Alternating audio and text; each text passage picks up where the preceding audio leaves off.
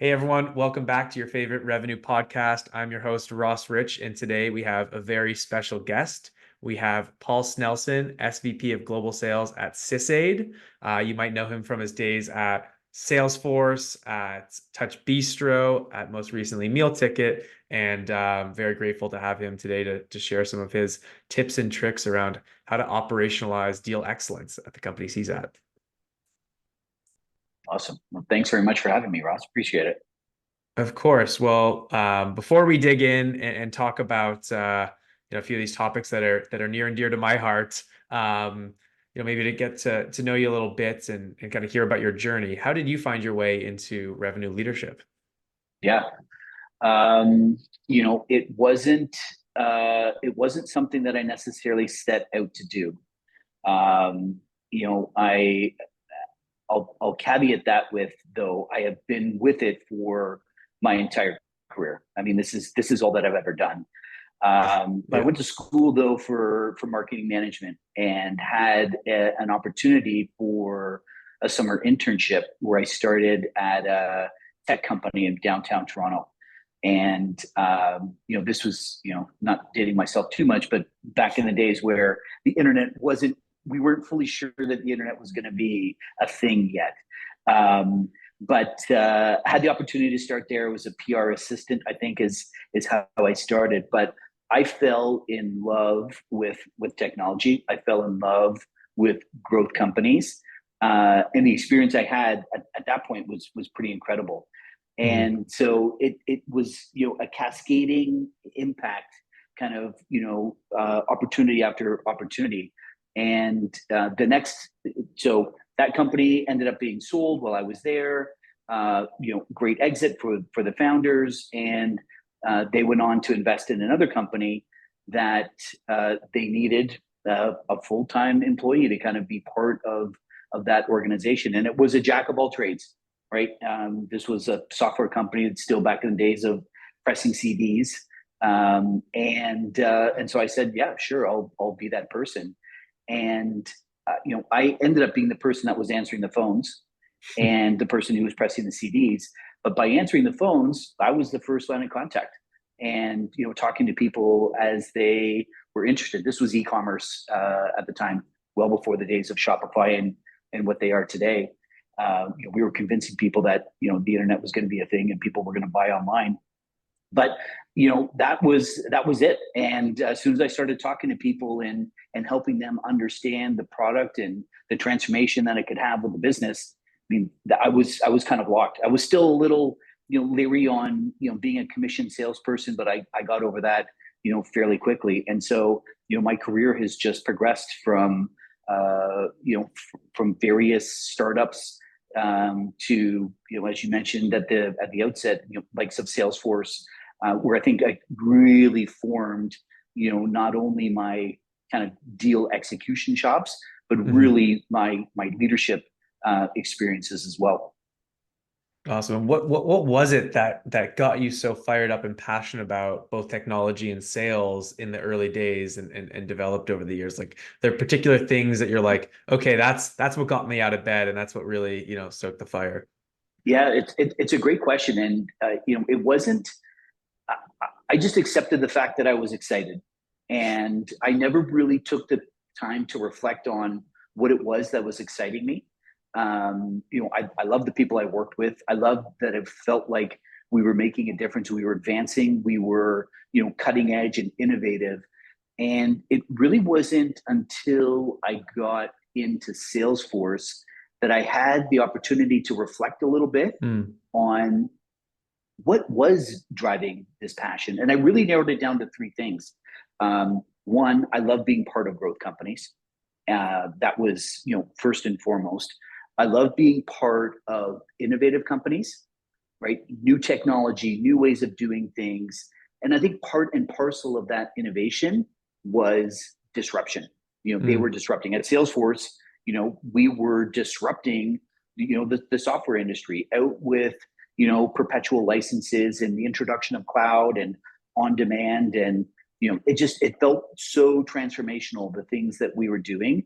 And when I took some time and took stock and reflected on the things that really got me excited, it was those three things. And that laid then the foundation for the things that I wanted to be doing after Salesforce. Totally. And then fast forward to kind of the most recent few years and couple roles. What is it about, I guess maybe two things. What is it about sales leadership that you really enjoyed?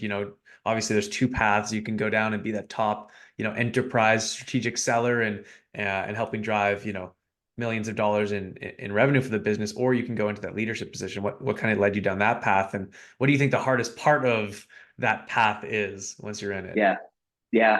So I'll tell you what scared me Hmm. initially, and that made me open my eyes to something, which was for whatever reason, right or wrong, is I just felt like I didn't want to be the individual contributor for forever. Hmm. I felt like there was a time bound on that. So it kind of and I don't when I look back at that now, not justified. Hmm. There are so many people today that have incredible careers and continue to be that individual contributor. I think probably at the time that was maybe not as much so apparent for me, but it scared me into looking at what other options did I have. And so I naturally thought about leadership, and that was the reason that I joined Salesforce, is that it gave me that opportunity to become that leader. Hmm. Historically, I'd worked for smaller software companies where there was one leader and they were embedded in the business, and I could be the best IC, but I was never going to be that leader. Salesforce gave me the opportunity to do that. But the thing that really cemented it for me was, I mean, people who know me know that I love winning, and the energy that it brings, and getting the first taste of leadership, I realized that the energy that I got was magnified by 10. You're an individual contributor, you've got 10 reps on your team. All of a sudden now they're winning. You're like, oh my goodness, it's like 10 times the euphoria, right? And you go to becoming a second line manager and you've got 40 or 50, and you've got, you know, 40 times or 50 times. And then, it's exponential in terms of the energy that you get. And then I would say where it really, really manifests overall for me was my time at TouchBistro, where you had this opportunity to bring reps into the business as an SDR and see them grow through the BDR, inbound rep, outbound rep, and then into their own management kind of Mm. role.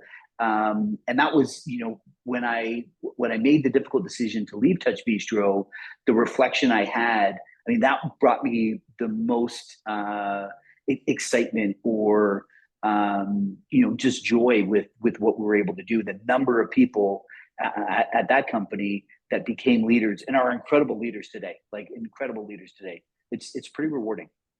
That's amazing. Yeah, not just winning yourself, but how do you kind of up level the team and their careers? That's definitely got to be a motivator because I would say it's exponent. I would say, yeah, it's a lot harder, even if you're passionate about it, to go down that route than the IC route. Like I love selling, and I always say if I were to go back to not doing a core to build this business, I'd probably be more of a seller than a leader because I think it's just such a hard role. But yeah, you kind of have to Yeah, love the team aspect of it, right? absolutely. Awesome. Awesome. Well, appreciate you sharing that. Well, shifting gears from, kind of your path to maybe some of the things that you've learned over the last couple decades of selling and leading teams. What do you think the big things that you would focus on around operationalizing deal excellence? And maybe to kind of give us a preview before we dig into them, your kind of key three things that we're going to talk about. First is effort is not coachable nor optional. We'll talk about what that means. We'll talk about the importance of mutual plans and what they mean to you and on key deals. And I love this one, being the paranoid sales rep and how that helps de-risk deals, I'm sure, and hit your revenue numbers. So which one do you want to Yeah. start with? Do you want to start with one or? Yeah, let's start at the beginning because it really is the foundation, right? Yeah. That activity or effort, right? And I mean, it is the foundation of selling. Whether you're an SDR, a BDR, an AE, an enterprise AE, and I think maybe people would look at that and say, "Oh my goodness, that's so obvious," Yeah, but unfortunately it's not all the it is time. not. Yeah, and so when you've got the right level of effort or activities, right? If you're measuring, activities and whether it's calls or what have you, that they are they're the foundation, right? They are what needs to happen kind of on every level, Mhm.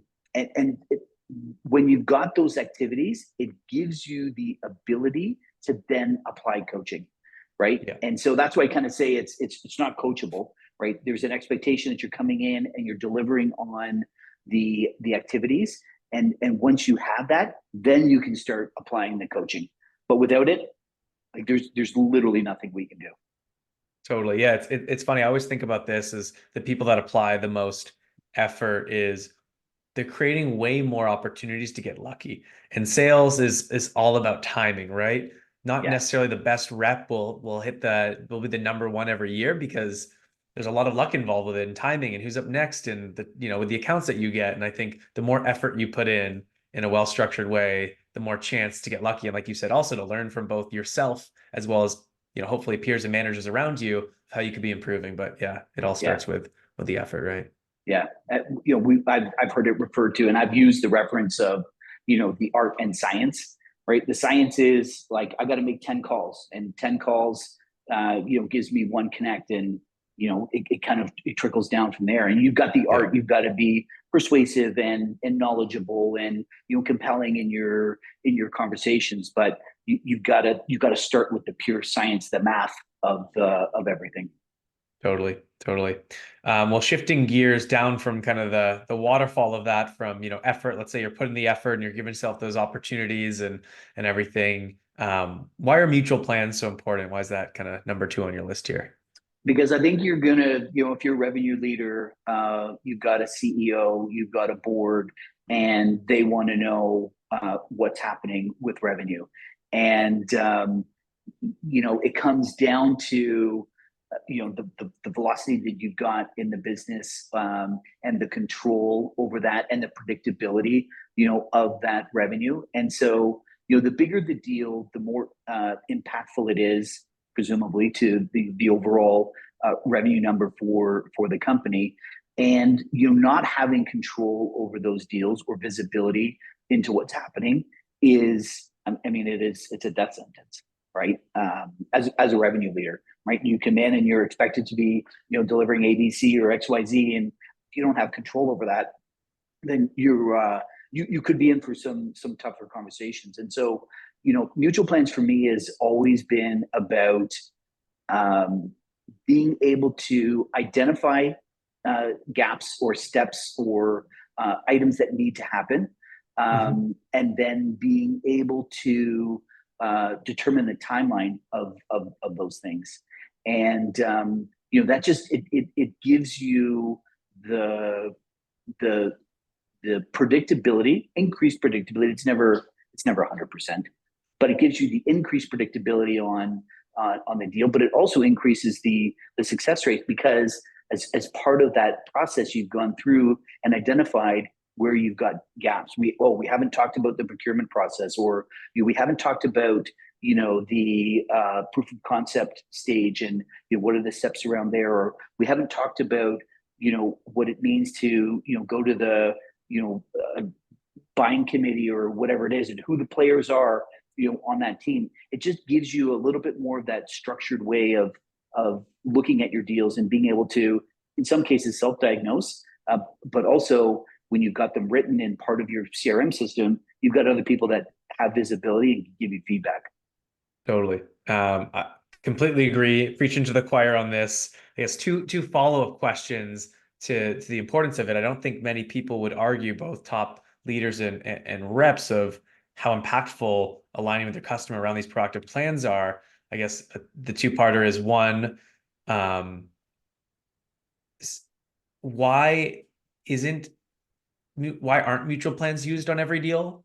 From a leader perspective, like why aren't they hard required? I think a lot of people have them as a best practice on their teams, and there's not necessarily that rigor around it. And then two, why do you think so many reps are afraid of using them? Although in theory, they know they're helpful. So I think again, like no one's going to argue with the importance of them, but I commonly see in the market leaders not be super rigorous around their use on every deal. And then I commonly see kind of reps almost afraid of putting them in front of customers. So I'm curious to get your take on that.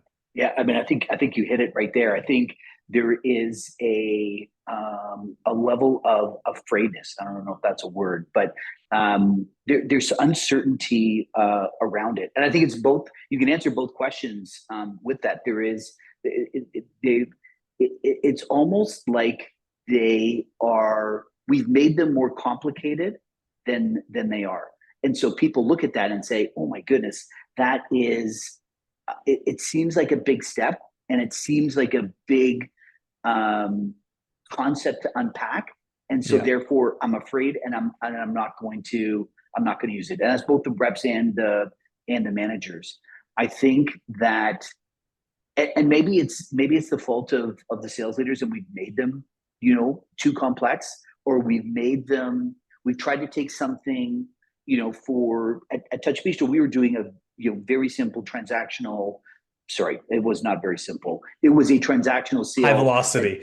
Yeah. Yeah, that had in some cases a short a short deal cycle, and people think of a mutual plan or joint plan or outcome plan or sequence of events, whatever you want to call them, as something that's more complex. It's like it's a slide in the presentation deck, or it's a project plan with Gantt charts and all this other stuff. But a mutual plan could be, and in many cases, is just as simple as an email follow up, right? I mean, Yeah. the one thing that I think people are also maybe unclear about is that uh, these plans need to be written, right? That's the number one kind of best practice, right? This isn't a verbal communication that you and I have over the phone. And it's like, Yeah. hey, Ross, thanks for the call. I'm going to call you tomorrow at 2 o'clock, and we're going to bring Sally onto the call to finalize. It's that written correspondence after the fact that just summarizes those details. I think people just honestly overthink them. Yeah, totally. I always think about them as kind of a social contract, right? Is like, hey, this is like these, and kind of going back to your point earlier of like celebrating the steps that you're getting in the deal, although being paranoid about it, which we'll get to in a moment. Yeah, Like, how are you celebrating and putting these milestones and creating lines around them to hold yourself and your customer accountable to? And that's kind of where I think the fear comes from is reps look at themselves sometimes as being annoying to follow up, to do this detail, to ask them to do these things and kind of be a guide here. And I think that's what customers are craving. But there's this weird, like, hey, I don't want to be following up. I don't want to be hold them accountable to these things, but it's about the right things. And how can you be kind of a strategic consultant around that, even if it's a high velocity deal versus I'm just trying to close the deal for them. So, 100%. yeah. And I think, part of the other component, which kind of ties into being the paranoid person, is if I put that information out there, I'm afraid for what they might say, Yes. right? I've got Yes. this in my mind that I've got the steps locked out in my mind. I don't want somebody telling me that it's not necessarily going to be in that order. But so if I don't say anything and I don't put it out there, then my bubble won't get burst, right? And so, I think part of that, it comes back to, the fear of that unknown and what have you. And so convincing, the teams that, it's better to know, and it's better to know now so that you have an opportunity to correct it. Completely. I think the irony there, maybe the last point around this, the irony is your chances of closing it aren't net neutral if you don't say anything. It's actually, I would argue, very much lower because you don't have the conviction to the customer to say, here's the journey we're going to go down. And it feels like the energy for them to go down, the risk is higher because they're not being led by someone with that conviction around we're going to solve your problem.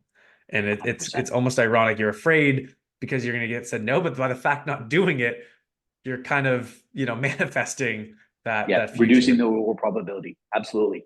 Yeah. Totally. Yeah. Well, speaking of that and risks and deals, walk me through what it means to be that paranoid sales rep and why paranoia as a rep can be a great trait. Yeah. Yeah. I think it's the inverse of the rep with happy ears. right? Of like, the 1 in a million chance, right? And it's like, hearing that, and people hear it's 1 in a million, it's just like, well, then it's almost a certain thing. Versus taking that, more cautious or disciplined approach of like, listen, I want to be excited. You've told me that we're shortlisted or what have you, or that, we're the selected vendor. And so, but that doesn't mean that it doesn't mean the deal is done. And Hmm. so, taking a minute and celebrating that great success that you just had and getting to that next stage, but then quickly kind of going back and saying, okay, now what are all the things that can go wrong at this point in Hmm. time? Right? Who are the other people that we haven't been aware of that could, come into this deal? Have we executed our getting to power strategy properly, or could the CEO come in and who was always said was never going to be part of this deal, and could they come in, and if they do, what's our plan? Just going through and starting to kind of build the list of all the things that could go wrong so that you're prepared if they do. And it's much like a negotiation. You go into a negotiation with your gives and gets, right? Of like, here's all the things that I want, but I got to match them up against things that I'm willing to give up. And kind of building that list of like, here's all the things that are going right. We've got to this this great stage, but like there's still a whole bunch of stuff that could go wrong. And let's make sure that I'm prepared for the potential event that one of them does go wrong. Totally. And it kind of reminds me, I think when I hear this of yeah, the rep that's like hope is the strategy. We talk to one person, like hopefully they get it done versus the folks that are like, yes, in the background, there's three other people that might be influencers. They're not decision makers, but I'm going to get them to love us. And I'm going to find out the why for all of them. And I'm going to de-risk the heck out of this deal. And that's why you're going to have the win rate of 45% versus the average one who might be at like 25%, right? Yeah, yeah.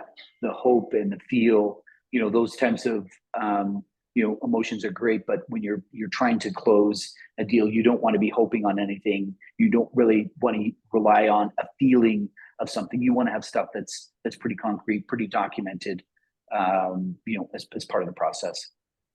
Yeah. And why do you think most of the top reps approach things this way? Like it feels innate. It doesn't feel like people have been, at least in my experience, have been necessarily coached around some of this stuff, but kind of have this innate paranoia. They have a lot of energy going towards the deal, but they're also kind of de-risking things. Where do you think that comes from? I think it kind of ties into some of my hiring thoughts and methodology. They're characteristics. If you look at the traits of top performing reps, there are some common characteristics, right? They've high IQ, XQ, and EQ, and that process that they're following. They're very process oriented individuals, and they like routine, they like structure, and they want control. They're a little bit of control freaks, right? I mean, type A Yeah. personalities are pretty dominating, but they want to be able to control things. And I think it's finding the balance. You can have people that are on the outside of that scope, and they're too controlling and they're too demanding or what have you. But finding that right balance of those characteristics that reps have that just generally lead them to be successful. So it's not things that they're necessarily only doing in their Mhm. selling lives. It's in their regular lives. They're goal setters, and they work toward outcomes. That's just what they do. Yeah, I agree that it is a mindset thing. It's not necessarily it's really hard to similar to effort. It's really hard to coach towards. And I remember in my career when I'd try to partner with reps that were struggling, I'd be on some calls and be on some deals with them and plug in and be like, so what else are we doing? And they're like, what do you mean? I think a lot of the time people don't understand that there are 5 or 10 other things that you could be doing on deals outside of the demo, outside of the email follow-up or whatever it is. It's like, can we try other channels? Can we try LinkedIn? Can we try a text? Oh, their number was on their signature. Oh, I didn't even realize we could call or text someone to get them back on the line. Or there's other stakeholders we can reach out to. Well, they haven't introduced us to it. Okay, well, can your manager reach out to them? Could you? I think a lot of it comes down to, and that's why it's a mindset like, are you resourceful? Are you problem solver? Are you thinking of these things that are outside of just step one, step two, step three in the Salesforce stages that kind of separates And that brings in this paranoia because you're like, wow, there's 10 things I could be doing. How do I do Yeah. all of those 10 things instead of, Yeah. yeah, the standard they're, they're, stuff? they're expecting to read the instruction manual on selling. And it's like, well, I've done steps 1 through 3.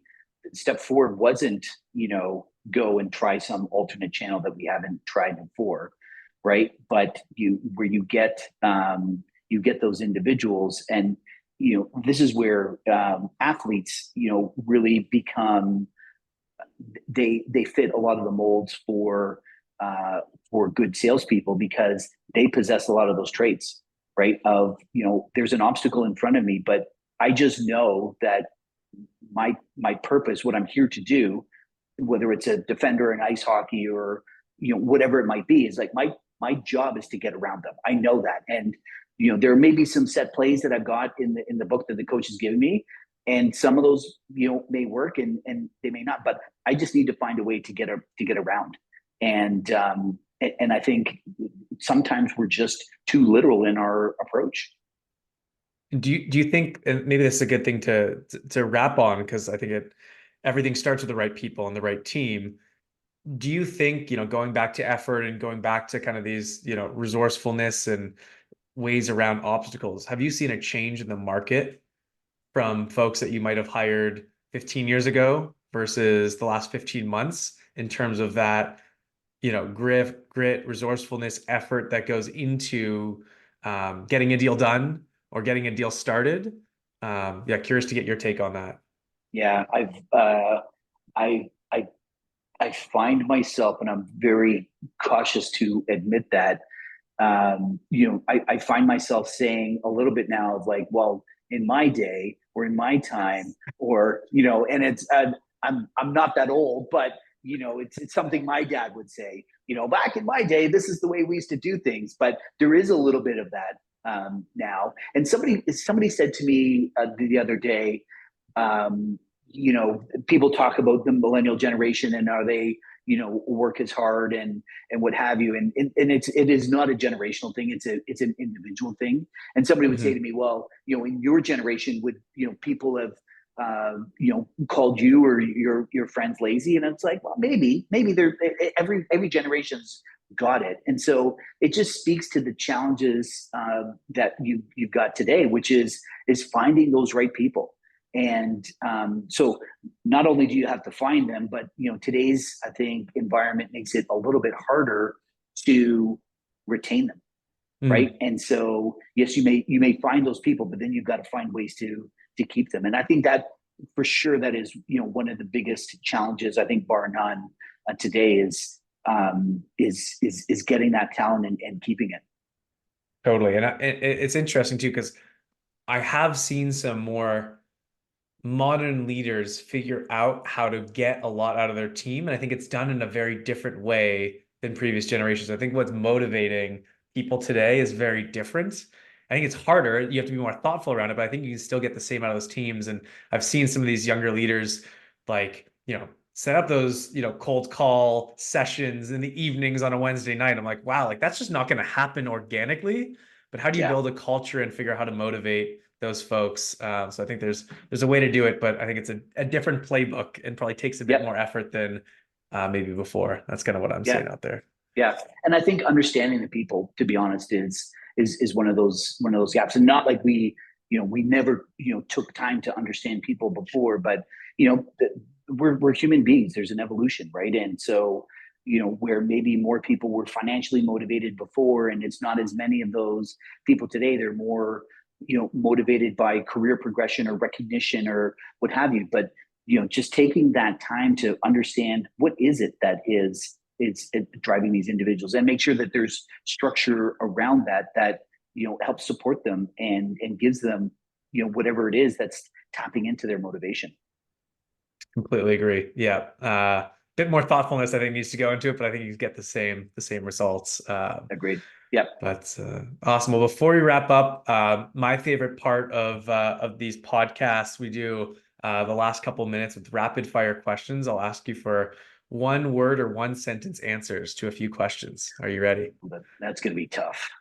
I know asking a revenue leader to keep it brief is Say it in one word. Yeah. Cool. We'll try our best. We'll try Okay. our best here, Paul. But first one, what do you think the most common reason teams miss their ARR targets? I'm going to say plans. Yeah, having a realistic plan. I would have to agree with you there. What's your favorite resource related to sales or revenue leadership? Could be a book, a course, a podcast, a friend. Yes. So I think two things that stand out for me most recently, um, and I'm probably a little bit late to the game, but like the CRO Confidential podcast from Sam Blond has So really been good. intriguing for me. Yeah. Yeah, I think it's been out for a while, and I'm just kind of getting caught up in it now. And a book that was recently introduced to me, The Jolt Effect, Matthew Dixon, Ted McKenna. Yeah. Got that one Um, somewhere up there. That's amazing. yeah, Yeah. yeah. So that's been pretty impactful. Yeah, love both of those. In 2024, what do you think the number one challenge for revenue leaders is? People. Yeah. It's usually a good answer for any of these. Yeah, yeah. Uh, last couple here. What do you think your favorite segment to sell into is? SMB, mid-market, or enterprise? That's a really tough one, and I think it's very specific.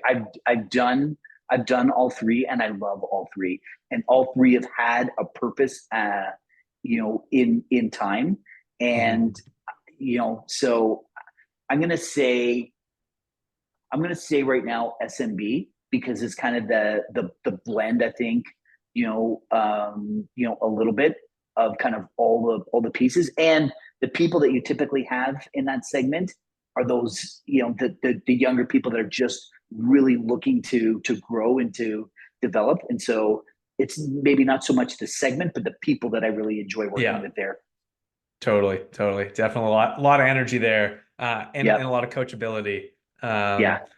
Well, to wrap things up, the last one, what's your favorite way to unplug from the demands of, having the number every month and every quarter and leadership? Yeah, I mean, it's becoming harder and harder. We're super connected today, but kind of going back to motivation and the things that drive people. For me, it's my family. Like, I love spending time with my family. They're getting a little bit older now, and having experiences with the family. And so a lot of that is around travel, and travel makes it maybe a little bit easier to unplug because you've got some distance. So that's been our thing the last little while, and just trying to get out and have great experiences with the family, and hopefully that starts to suppress some of the desires to be in work and doing those things. That's what I focused on. Totally, totally. Well, Paul, this was super fun and really appreciate you taking the time to share some of your learnings from your career with the community here. So yeah, again, appreciate the time, and this was an awesome session together. Super fun. Yeah, I really appreciate it. Thanks for having me. Awesome. Take it easy.